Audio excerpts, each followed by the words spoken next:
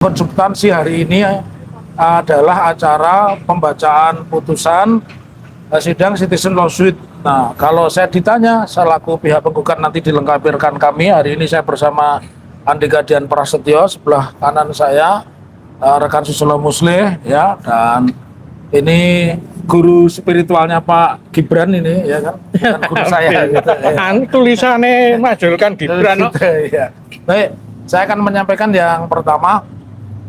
Perjalanan ini sudah begitu jauh dan kami juga mengucapkan terima kasih kepada siapapun di pengadilan Surakarta ini, utamanya adalah ketua pengadilan sekaligus ketua majelis ya. Kenapa? Karena di pengadilan citizen lawsuit Pengadilan Negeri Surakarta nomor perkara PDTG 211 2026 inilah satu-satunya perkara di mana gugatan citizen lawsuit atau gugatan warga negara agar negara bersikap itu bisa sampai kepada tahap pembuktian, pemeriksaan saksi, kesimpulan, dan kemudian putusan. Kalau yang lain-lain gugatannya itu hanya berhenti pada saat eksepsi atau pernyataan keberatan yang mengatakan bahwa pengadilan negeri itu tidak berwenang. Nah, pertama kita kasih garis hitam di bawahnya, berarti kalau gugatan diterima itu pengadilan negeri Surakarta berwenang. Nah, tinggal nanti apakah putusannya itu sesuai dengan petitum ketiga ijazah Pak Jokowi itu, ijazah yang manapun itu diberlakukan pengadilan ya. Kenapa? Nampaknya apa yang terjadi di Surakarta ini menjadi catatan nasional ya. Terbukti beberapa tokoh termasuk yang terbaru adalah Pak JK, beliau mengatakan sudahlah selesai, saya yakin Pak Jokowi punya ijazah, tunjukkan saja ijazahnya ya. Dengan sifat kenegarawan beliau kan menginginkan mengakhiri polemik, juga begitu banyak orang yang akhirnya menjadi korban ya, termasuk penulisnya sendiri. Dalam hari ini adalah RHS Rismond Hasiholan Sianipar ya. Nah, saya juga ingin sampaikan kepada teman-teman, nih kebetulan ada televisi nasional ya, mekanisme RJ itu yang dilakukan oleh kepolisian saat ini itu salah, karena karena yang benar itu berpedoman pada Perma nomor 1 tahun 2026. Di situ mengatur bahwa penghentian perkara dengan mekanisme MKR, mekanisme restoratif justice, itu harus melalui 3 tahapan. 1, pelapor itu mengajukan permohonan kepada penyidik atau penuntut kalau perkara sampai kejaksaan ya. Yang kedua, setelah adanya surat, maka kedua belah pihak akan dipertemukan, dan kedua belah pihak dipertemukan nanti membuat kesepakatan. Lalu setelah kesepakatan ini dibawa ke muka persidangan. Jadi bukan seperti yang diberitakan selama ini, misalkan RJ kepada Egy Sujana dan David Ari Lubis, tidak. Kita harus berpedoman kepada KUHP baru kita adalah Undang-Undang nomor 20 tahun 2025, yang kalau kita menyebutkan itu one for all mechanism, satu mekanisme yang berlaku untuk semua perkara pidana. Jadi kalau ada yang mengatakan ini kita memakai KUHP lama menjadi tidak konsisten ketika kepolisian mengirim surat pemberitahuan yang terbaru bahwa delik-delik ini akan disesuaikan dengan pasal-pasal baru di dalam Kitab Undang-Undang Hukum Pidana. Oleh karenanya saya mengatakan restoratif justice manapun, termasuk mungkin nanti yang diterimakan kepada Rismond, dan itu ada batasnya. Setelah membuat kesepakatan RJ, 3 hari harus didaftarkan kepada ketua pengadilan, bukan sekedar stempel. Peran dari ketua pengadilan itu sangat penting, karena di depan ketua pengadilan lah itu nanti akan menjadi sebuah perkara yang berbeda dengan konsep RJ sebelumnya. Kalau konsep RJ ini setelah diteken ketua pengadilan, kekuatannya sebagaimana putusan, tidak bisa di pra-peradilan. Itu teman-teman yang ingin saya sampaikan ya. Jadi kenapa? Karena sidang citizen lawsuit di Surakarta ini berkaitan dengan proses itu semua, begitu loh ya. Bagaimana mungkin kita mengatakan ijazahnya sah dan tidak sah, kemudian ada RJ tidak memedomani tadi Undang-Undang 2025 tentang restoratif justice ya. Nah, barangkali dari saya itu, kalau harapan saya tentu permohonan kami dikabulkan. Mungkin ada pendapat dari rekan kami. Ini Pak, putusan pengadilan. Ya. Ada pendapat yang kabarnya tidak dapat menerima gugatan yakilan. Dapat info dari mana? Dari umat Dari? Mas. Oh, tidak sudah. dapat diterima. Tidak dapat. Berarti kalau tidak dapat diterima, mesti bahasanya yang tepat itu gugatan ditolak. Ya. Menerima eksepsi. Itu menerima eksepsi dari tergugat. Bukan, beda. Kalau kemarin kan eksepsi sudah diadili dan ditolak. Jadi gugatan itu skenario ada dua putusannya. Satu, gugatan dikabulkan atau gugatan dinyatakan dapat diterima, atau yang kedua gugatan ditolak. Gugatan ditolak itu berarti ada yang tidak sempurna, mungkin tidak sempurna pemohonnya, tidak sempurna buktinya, seperti itu. Ya, silakan. Kalau menurut saya jadi begini teman-teman, dalam proses persidangan kemarin itu kan ada eksepsi. Jadi eksepsinya kan ada beberapa ya. Jadi para tergugat itu eksepsi tergugat 1 itu tentang banyak hal di situ, juga masalah eksepsi macam-macam lah. Juga dari eksepsi tentang kewenangan mengadili. kewenangan mengadili, eksepsi tentang kedudukan pihak dan lain sebagainya itu kan sudah diajukan kemarin. Tapi memang dalam eksepsi-eksepsi itu ada yang bisa dikabulkan dalam putusan sela, ada yang dikabulkan di putusan akhir. Pokok perkara. Di pokok perkara. Nah, tadi mungkin ada bocoran dari Humas tadi ya. Kesimpulan kami begini. Persidangan ini kita itu hanya mengejar hal yang sepele sebenarnya. Ya. Sepele kenapa? Ijazah Pak Jokowi itu kan hanya selembar kertas. Jadi hanya dari selembar kertas ini jangan sampai terjadi pertikaian dan lain sebagainya. Saya setuju dengan pendapatnya Pak JK. Jadi kalau peradilan di Indonesia ini tidak bisa atau tidak berani, bahasa kami tidak berani mengadili hanya selembar ijazah itu dengan alasan yang macam-macam dan lain sebagainya. Padahal kami sudah memberikan bukti, memberikan saksi yang seluas-luasnya lah. Jadi kemarin kami sudah memberikan bukti-bukti secara tertulis, bahkan link-link dari berita yang teman-teman juga bisa gali. Sekarang juga masih ada beritanya, tidak di take down.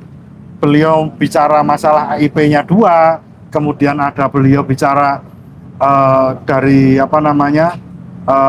dosen pembimbingnya itu bagaimana, itu kan masih bisa dilihat sampai hari ini. Jadi dari proses ijazah itu bukan perlu fisik selembar ijazah, tapi proses akademik bahwa pembimbingnya pun nggak bener, teman KKN-nya dan sebagainya. Dan saya terangkan di sini teman-teman. Jadi kalau teman-teman mungkin bagi masyarakat kan ada yang mungkin menduga ya. Jadi ini ada yang membohiri atau mendanai. Ini dana betul-betul dari pribadi, maksudnya dari tim yang dipimpin oleh Pak Dr. Taufik. Ini tidak ada. Maka dari itu yang ditakutkan adalah apa? Ketika perjuangan ini nanti katakanlah selesai di situ, kami masih punya opsi lain. Ya.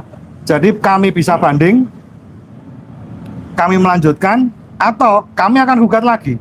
Ajukan gugatan. Kami akan ajukan gugatan lagi. Sampai kapan? Ya sampai ditunjukkan ijazahnya Pak Jokowi itu. Jadi jangan khawatir teman-teman. Ini akan terus kita tuntut, terus kita gugat, dan itu tidak akan selesai kalau ijazahnya Pak Jokowi tidak ditunjukkan ke publik. Karena yang kita kemarin lihat sendiri di persidangan, Pak Jokowi, dari pihak Pak Jokowi saja kita lihat, mereka hanya membantah masalah KKN saja.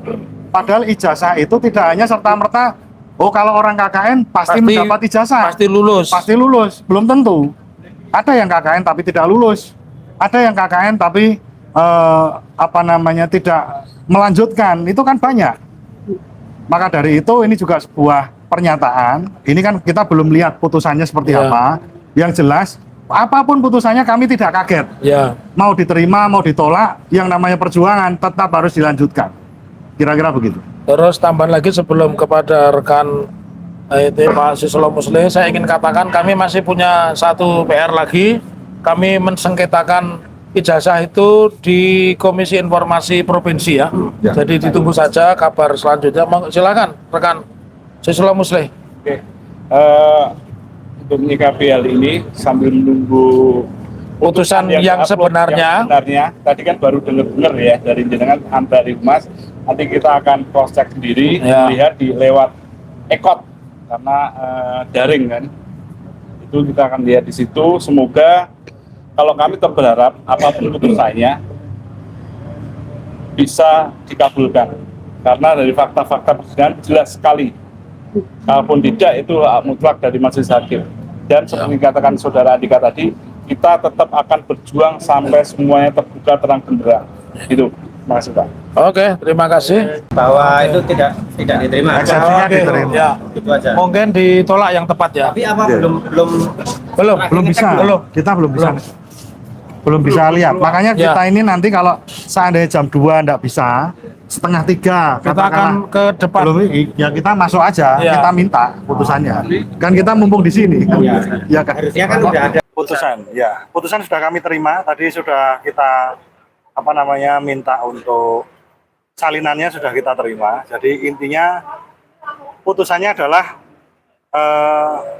mengabulkan eksepsi dari tergugat 1, 2, 3 dan turut tergugat.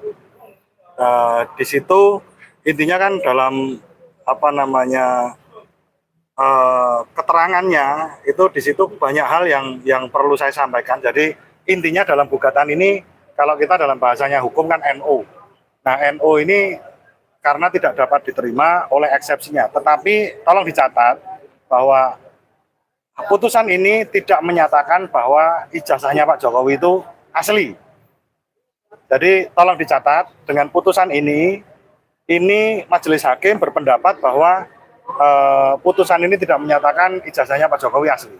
Yang pertama itu. Terus yang kedua, ini kok dinyatakan NO kenapa? Karena majelis hakim mempertimbangkan banyak parameter kaitannya dengan gugatan CLS. Jadi majelis hakim berpedoman pada SK KMA nomor 36, KMA garis miring SK nomor 2 2013.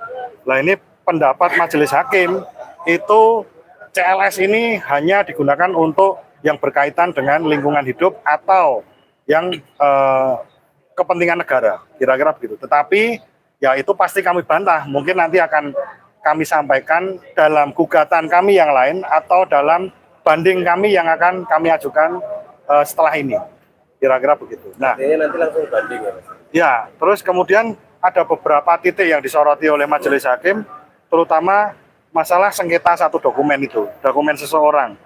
Terus kemudian tidak ada, yang perlu dicatat juga, tidak ada amar dari putusan tersebut, itu yang menyatakan bahwa ijazahnya Pak Jokowi itu asli. Jadi seperti yang saya sampaikan tadi sebelum konferensi pers ini, jadi dalam persidangan itu kan sudah ada bukti, sudah ada saksi dan lain sebagainya. Nah kalau di NO bagaimana? Ini bukan berarti semua bukti dan saksi itu mentah semua, tapi itu tidak diperhitungkan oleh majelis hakim dalam perkara ini. Tetapi itu sudah dibuka di masyarakat, di umum. Jadi masyarakat sudah melihat semuanya.